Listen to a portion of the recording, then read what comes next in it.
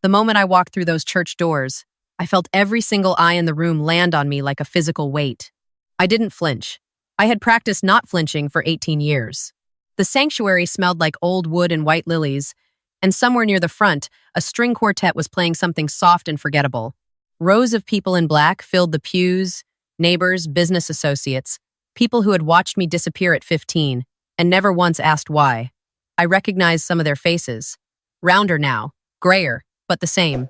They turned to stare the way small-town people always do when something disrupts the careful story they've told themselves.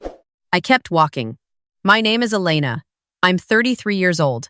I'm a federal prosecutor based out of Washington, D.C., and I haven't set foot in Harlan Creek, Tennessee in 18 years, not since the night my father loaded my suitcase into the back of his truck, drove me 40 minutes to the Greyhound station in Cookeville, handed me $200 in cash, and told me I was no longer his daughter. I was 15 years old. He didn't explain. He didn't argue. He just said, "You made your choice," got back in his truck, and drove away. I stood on that sidewalk in November with a duffel bag and $200 and watched his taillights disappear, and I remember thinking with a particular clarity that only comes from shock, I will never let anyone do this to me again. I kept that promise. But I'm getting ahead of myself. You need to understand what Harlan Creek is before you can understand what happened the day I came back. It's the kind of town where the same 5 families have controlled everything for 100 years. The church, the county commission, the sheriff's department, the local bank. My father, Gerald Marsh, was one of those families. He owned Marsh Timber, which employed roughly a third of the working adults in a 30-mile radius. In Harlan Creek, my father wasn't just a man. He was a fact of life, like the weather. Growing up, I understood that fact without anyone having to explain it. I understood it in the way my teachers gave me slightly better grades than I probably deserved. I understood it in the way other parents smiled too wide when my father spoke at school board meetings. I understood it in the way my mother, a quiet woman named Diane who loved gardening and hated confrontation, never once pushed back on anything my father said, not at the dinner table, not in private, not ever. My mother died 3 weeks ago, ovarian cancer. She was diagnosed 14 months before she passed, and she didn't tell me until 4 months before the end. I want to be honest about that, because some of you might wonder why I didn't come back sooner, why I wasn't there through her treatment. The answer is that she asked me not to be. She called me from a block number she knew my father monitored her phone, and she told me she was sick, told me she loved me, and then said, "Don't come back while he's watching, baby. Not yet. Come when it's time." I didn't fully understand what she meant, but I trusted her. My mother was quiet, not foolish, and I had learned over the years that those two things are very different. She left instructions with her attorney about the funeral arrangements. She specified that it would be held at First Methodist, not at the Marsh family church across town. She specified the flowers. She specified the music. And in a letter that her attorney, not my father's attorney, her own, a woman named Patricia Cole, who practiced out of Nashville, held in a sealed envelope, she specified something else entirely, something I wouldn't find out about until the reception. But I didn't know any of that when I walked in that morning. What I knew was this: my mother was dead.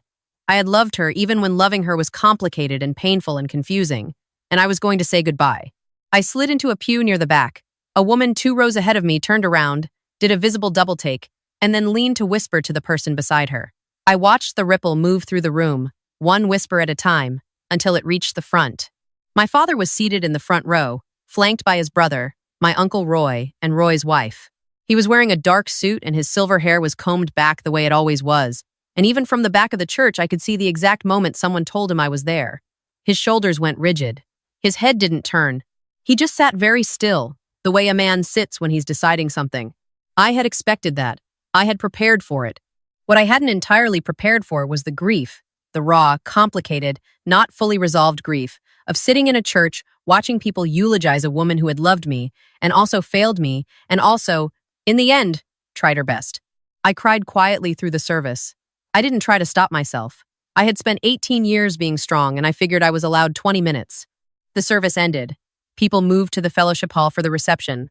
I stood in the aisle waiting for the crowd to thin, and that's when I felt him before I saw him, that particular stillness that moves through a room when power walks into it.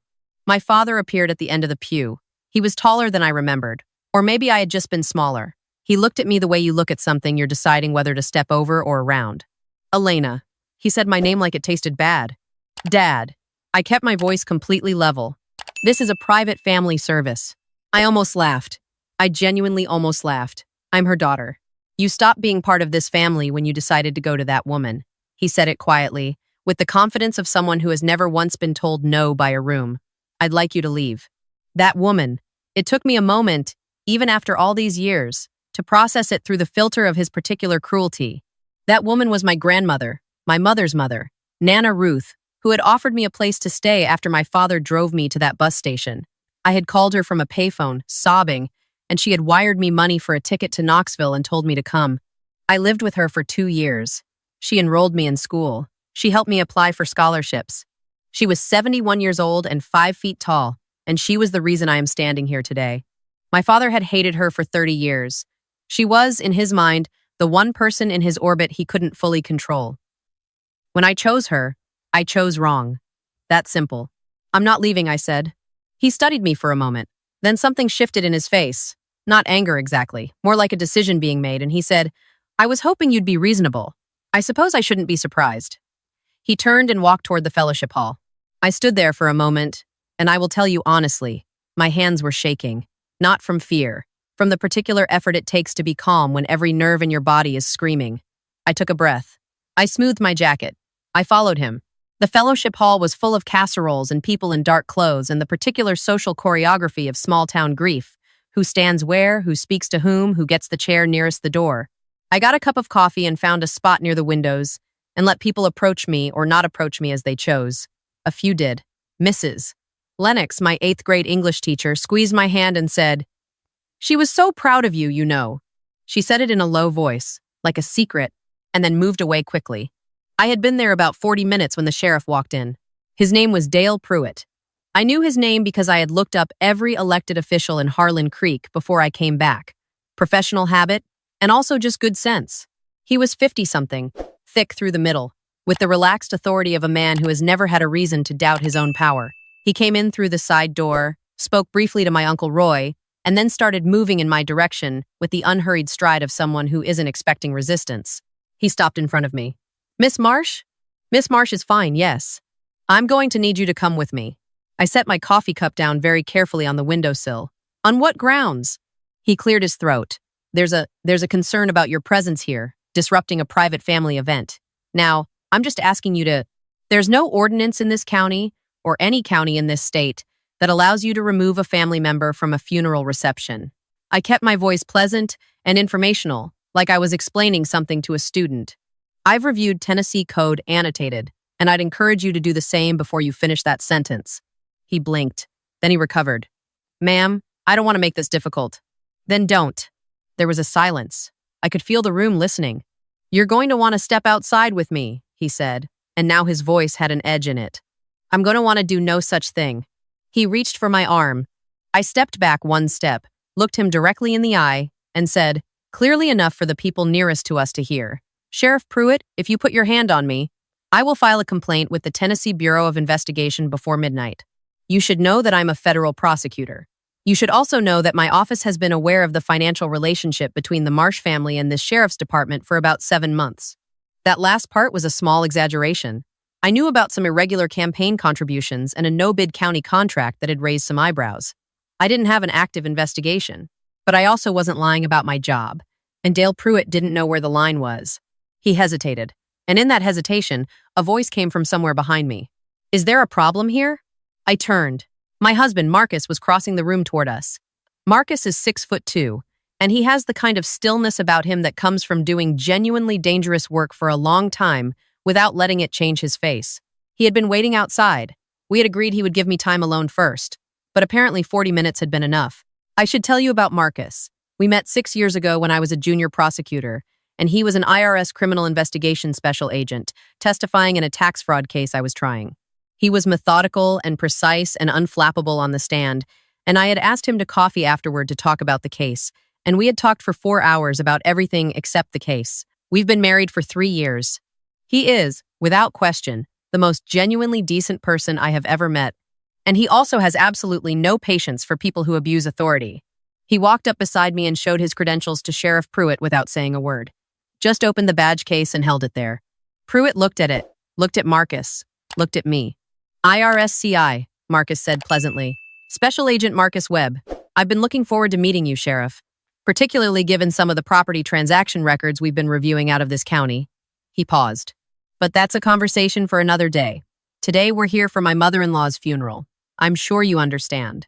The silence in the fellowship hall was so complete I could hear someone's spoon scraping against a coffee cup 3 tables away. Dale Pruitt took one step back, then another.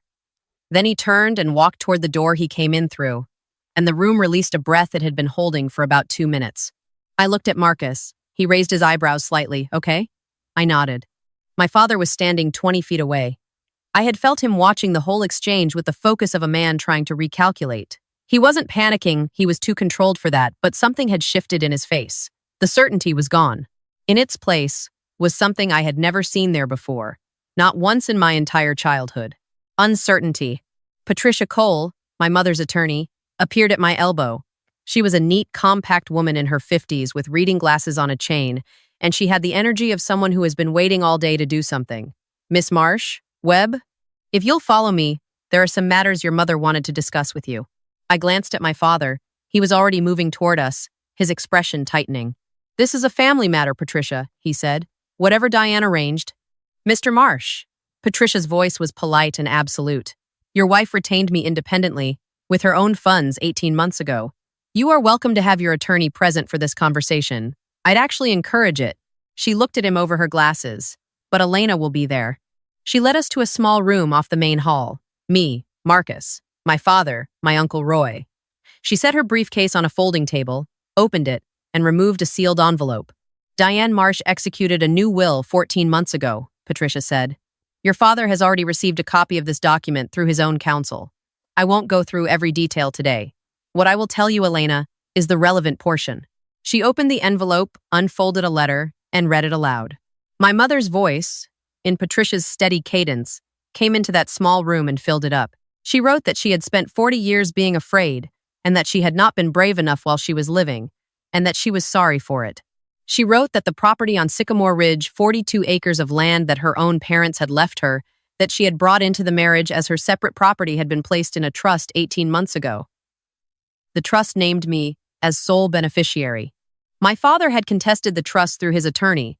Her attorney, Patricia Cole, had already filed the appropriate responses.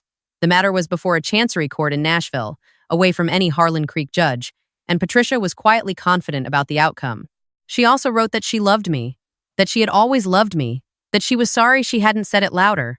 I sat very still until Patricia finished reading. Then I looked at my father. He was staring at the table. I had imagined this moment, in some form or another, for 18 years. I had imagined saying devastating things. I had imagined making him feel small, in all the ways he had made me feel small. I had rehearsed speeches in my head in airport lounges and courthouse parking lots, and on early morning runs when the city was quiet and my mind went to difficult places. Sitting in that room, I didn't want to say any of them. What I said was this: I want you to understand something. I didn't come back here for the land. I came back because she asked me to, and because I loved her. I came back because she deserved to have her daughter at her funeral. And I stood in that room for 2 hours, while you tried to take that from me too, and I need you to understand that you failed. Same as the last time. I paused. I don't hate you, but I am done with you. And the next time you or anyone connected to you interferes with me or my family, I will make every resource available to me available to that problem. I promise you that. My father looked up. And for one moment, just one, I saw something move through his face that might have been shame, or might have been the nearest thing to shame a man like him could manage. Then he stood up, buttoned his jacket, and walked out. Roy followed him without looking at me.